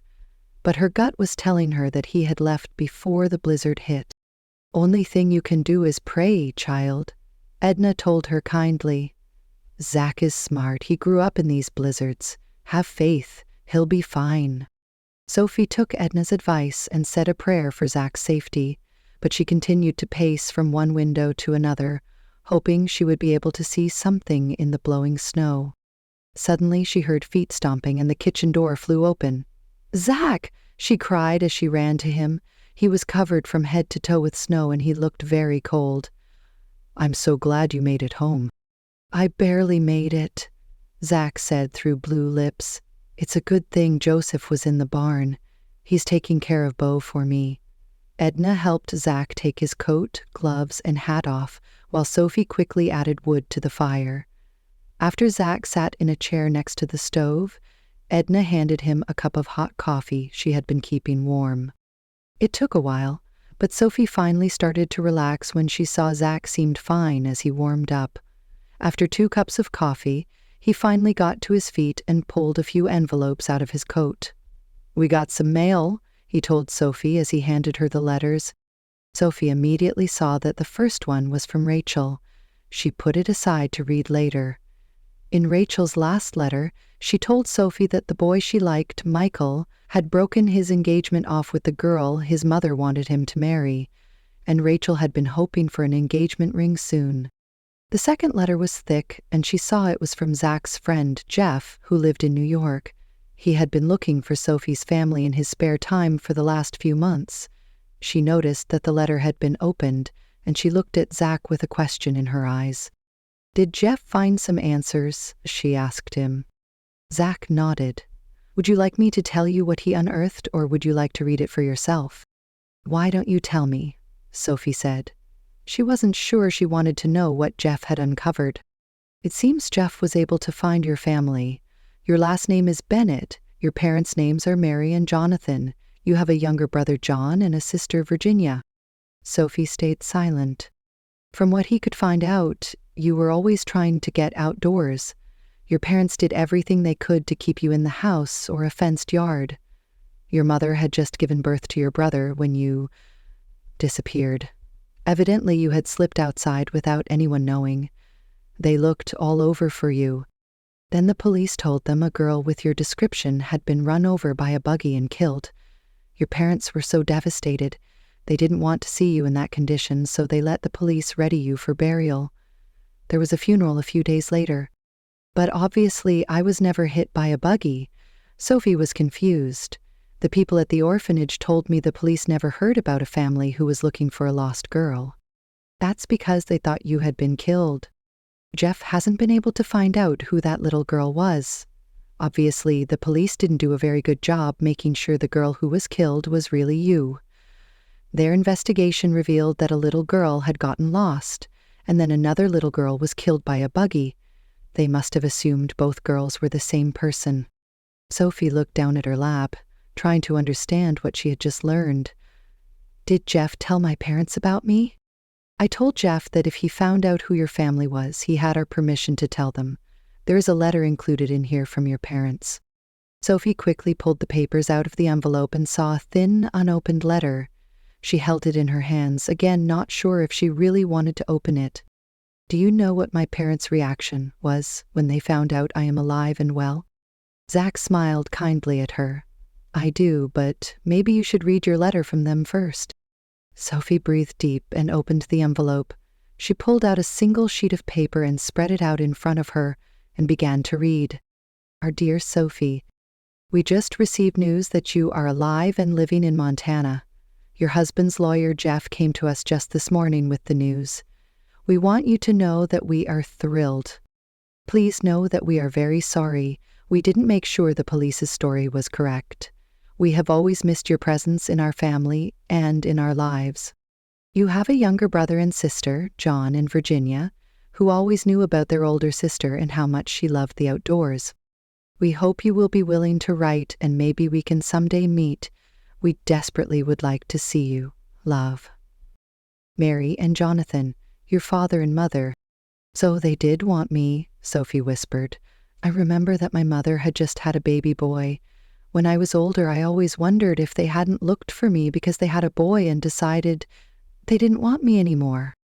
Well, I guess you can see that's not the case, Zach said. He came and sat next to her. I guess it's good that you aren't expecting yet, Zach said nonchalantly. Sophie looked at her husband in confusion. Why is that? Because you can travel. I think we should make plans to take a trip to New York in the spring, Zach suggested. Sophie thought for a moment and then squealed, throwing herself into Zach's arms. I like that idea, but I do want you to know something. What's that? I'm glad that we've found my family and that they do want me, but I can't say I wish it hadn't happened, because if it hadn't, I never would have gone to live at Mary's home, and I never would have come here to Montana to marry you. I love you very much. Sophie could tell that Zach was very pleased with her words. I guess I have to say I feel the same way, and I love you too. Zach gathered her into his arms, and Sophie knew that even though her family had been found, she had her own family with Zach. She would start her own legacy deep in the mountains of Montana.